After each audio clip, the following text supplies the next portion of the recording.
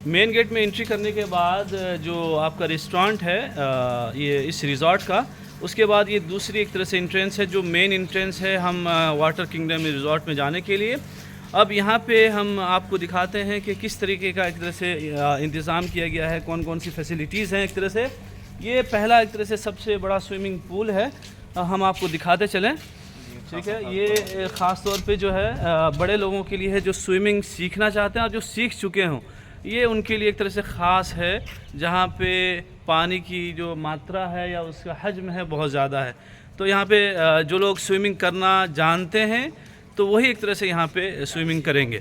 पानी बहुत ज़्यादा है यहाँ पर। इसके बाद हम फिर जो है ना दूसरी तरफ हम चलते हैं। ये हमारे भाई मुखलिसुर रहमान हैं जो इल्मुल कुरान में हमारे उस्ताद हैं, और ये हमारे भाई जमाल अली हैं, मास्टर जमाल अली, जो एक तरह से बहुत दिनों से हमारे गांव के मदरसे में एक तरह से खिदमत अंजाम दे रहे हैं और बहुत अच्छी तरीके से एक तरह से तदरीसी खिदमत अंजाम दे रहे हैं।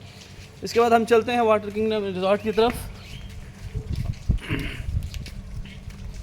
ये देखिए बहुत ही अच्छा एक तरह से व्यू है, देखने के लिए बहुत कुछ यहाँ पे आपको मिलेगा। यहाँ पर ये झिलझिले में वाक़े एक दमक और सुरुंगा के बीच में वाक़े एक जगह है। ये देखिए यहाँ पे बच्चों के नहाने के लिए, उनकी स्विमिंग के लिए एक तरह से इंतज़ामात हैं। ये फ़र्स्ट पोर्शन है, बच्चों के लिए है, आप देख सकते हैं यहाँ पर। आप मैं कुछ बता दें इसमें? जी जमाल भाई हमारे कुछ बताना चाहते हैं। जी आप बताइए। वाकई ये हमारे डॉक्टर सलीम साहब जो बातें बता रहे थे या आप लोगों को जो जगह दिखा रहे थे या शेयर करवा रहे थे मोबाइल के ज़रिए से, वाकई ये देखने वाली जगह है। ये जो सामने आप देख रहे हैं ये स्विमिंग करने की जगह है। ऊपर जो देख रहे हैं ये तार लगा हुआ है, इसको जिप लाइन कहते हैं, यानी उसमें से एक जगह से दूसरी जगह आप उड़ के जा सकते हैं, जिप लाइन है। और आगे जो मैं बताऊं कि यहाँ जो है इसमें एक रिक्सी है, जो लोग कभी आए नहीं या किए नहीं उनके लिए जो है ना पहली बार जो है ना बहुत डर सा फील होगा, लेकिन जब एक दो बार आप कर लेंगे तो फिर इतना मज़ा आएगा कि आप बार बार आना चाहेंगे। इसलिए कि हम लोग लगभग शाम को 5 बजे से लेकर रात 7 बजे तक हम लोग इंजॉय किए, बहुत ज़्यादा मनोरंजन किए, नहाए धोए। आप देख रहे हैं कि कितना बेहतर पानी है यहाँ पर, एक कम पानी है। इसके बाद ये वाला पोर्शन है जहाँ पे नेपाल के कल्चर के बारे में बताया गया है, उसकी सकाफत के बारे में बताया गया है। यहाँ पे बहुत सारे लोगों की एक तरह से जो ये सब चीज़ें हैं एक तरह से हमारे नेपाल के कल्चर को एक तरह से रिप्रेजेंट करते हैं। इसके बाद ये वाला जो पोर्शन है इसको केव कहते हैं, गुफा, जिसमें आप एक तरफ से जाएंगे और दूसरी तरफ से एक तरह से आप निकलेंगे। ये भी एक तरह से एक छोटी मोटी एक्टिविटी है जो यहाँ पे कर सकते हैं। ये एक स्विंग है जिस पर बैठ करके एक तरह से आप वो कर सकते हैं।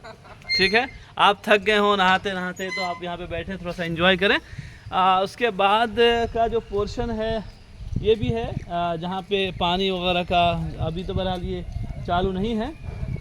इसके बाद जो है ये हमारे भाई हैं सफाई कर्मी जो एक तरह से इसमें वो कर रहे हैं, ठीक है, हेल्पर हैं।